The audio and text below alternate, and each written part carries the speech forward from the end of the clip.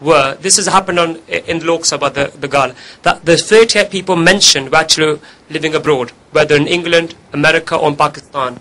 So these people weren't even there. So you had 38 militants, and then there's the DS of Amritsar, I think his name was Sukhdev Singh Brar, the DSO, that means he was in charge of the police at Amritsar. He wrote a statement, like a memo to the Indian government, to Indira Gandhi, that if you wish to take out these so-called terrorists, so-called, I use the word, then I can do that. We can send the police force in there and we can arrest Santa Janai Singh. It's simple as that, that's fine. And even Santa Janai Singh has courted arrest before. He happily courted arrest, but they freed him. But because Santa Janai Singh had not done anything illegal, if he was arrested, he would have been freed. And if he was freed, he would become a hero.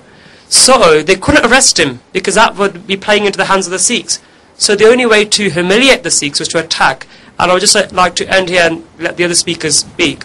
That if they wish to flush out the so-called 38 terrorists which I had named, why did the Indian army use chemical gas, which according to even India, they're not to use. They've actually signed the, I think it's the UN declaration, which they can't use chemical gas.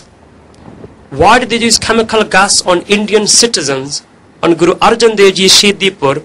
If you go to India, there's many people actually sleep on Parikrama. When I'm referring to Parikrama, I mean the marble edge which covers the Sarovar, the holy sacred pool, the area there. Many people sleep there at night time. There are new people who live in there. People live in the rooms, in the sarai, the accommodation blocks. Knowing this, they use the chemicals. They use chemical gas. If you go on neverforget84.com, other website, there's pictures, photographs of Indian soldiers with gas masks. Okay, that's one point. Second point, they use tanks. If they were taking out just 38 terrorists, as they claimed, why use tanks on Indian citizens? Because it wasn't about getting these people out, it was about terrorizing the Sikhs. And on that note, we're going to go to a short break. Welcome after the break. We have got into Operation Blue Star and just finding out where people were. What effect did Operation Blue Star have on people not living in Punjab? We can't possibly guess. We can only imagine, or the reports that came out of Punjab, we can think what happened to them. But what about people who were living abroad? I'm going to go to Charanjit here. Charanjit, you're a student. You're born and bred in England, in Handsworth. As a young student, as a young man, you know, how much do you know about Sikhi, and what effect did Operation Blue Star have on your life, or on your thought on Sikhism or Punjab?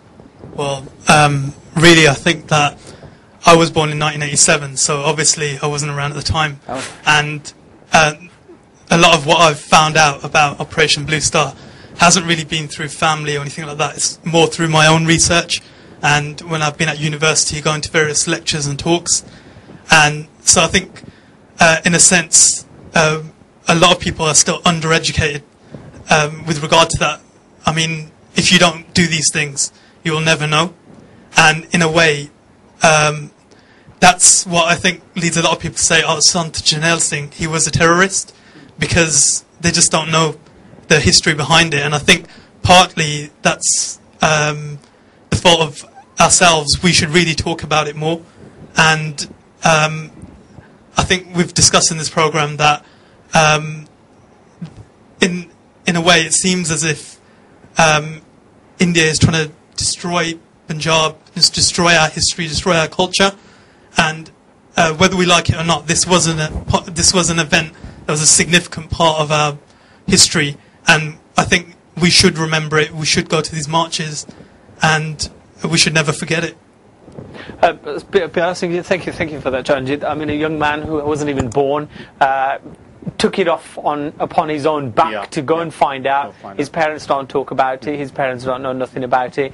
Isn't the job of people like yourself, the chairman of Gurdwaras, I mean, you're obviously in the Birmingham, but I'm sure there's other council of Gurdwaras. Yes, isn't it your job to go and educate these people about Sikhism, about 84? Yeah, I think it is our job, and it's a seva in a way. It's a humanity seva we all have to do, because insaniyat, if you don't see God in all, we don't see God at all. So that was the message from Guru Nanak Dev Ji. So what we have to do is we actually have to educate our youngsters, especially who weren't born at that time. So we got to make sure that they know what has happened. We got to spend quite a lot of money on educating them. and through videos, through DVDs, and through actually doing Sikhi Gurmat Prachar as well, to actually tell them what has happened and what's the reality. Do you feel that certain Gurdwaras maybe shy away from I think 84, that they don't want to be associated with 84? Well, or they want to be seen as, not a politically based Gurdwara? Or do you come across that? I think that you will come across, and that you will come across in everything really. Yeah. And especially when you are trying to tackle a situation delicate as this one, because it is a holocaust for Sikhism in 1984. What happened to Jews in the world wars, that's what happened to Sikhs in 1984, which was only 25 years ago, and we are coming to a 25th anniversary, which is on the 7th of June. And it is our job, and it's not just the Gurdwara's job, it's also the parents' job as well, to teach the kids what is actually, because what we can teach them at home, because the mothers especially, the moms are actually the best teachers in teaching your lifestyle, what has happened in our lives. Yeah. So really speaking, it's actually a job which is to be done by everyone, not by particular people, by Sikh representative. No, but I think we go to the Gurdwara for leadership. Yes. I'm a Sikh, obviously. Yeah. We go to the Gurdwara for leadership. We go to the Gurdwara to learn things. That's it. And you say it's your mother's job as well. On my other show that I do, we talk about Mabulli.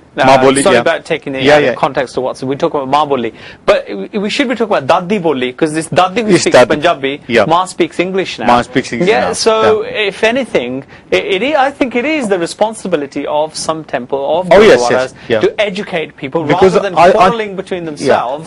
They should maybe put some snooker tables there, maybe put some table tennis tables there, so that youngsters are lured into coming to the Gurdwara, even for those reasons. Yeah, well, I think the youngsters are doing a great job on their own, because if they go on the internet, they're learning more than what we did, because what we learned through was from listening to our grandma, grandfather, and the parents, or the uncles, or the elders in the village, or in our families. But now the things have actually rotated the other way.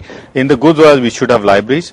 We should have some sort of, like you said, snooker club. Maybe I'm getting personally involved in this. Yeah. It's not the Gurdwara wasn't set up yesterday or the week before. No. Gurdwaras have been there for a long time, but I don't want to go down that road. Yeah. But I do think maybe, as Charan said, maybe, he took it upon himself to find out. But I don't know how many other Charans are out there who haven't taken it upon themselves quite a few, to come back. I'll just go to the gentleman behind me. During this program, we've spoken about the sacrifices Sikhs have given throughout the last 300 or so years, not just to propagate our own religion, but also for the rights of others to be able to live their life the way they ought to, really, the way they want to. Sikhs haven't just given their own lives for the religion, but also for India. They fought 2 wars against Pakistan, India's arch enemy, one against China.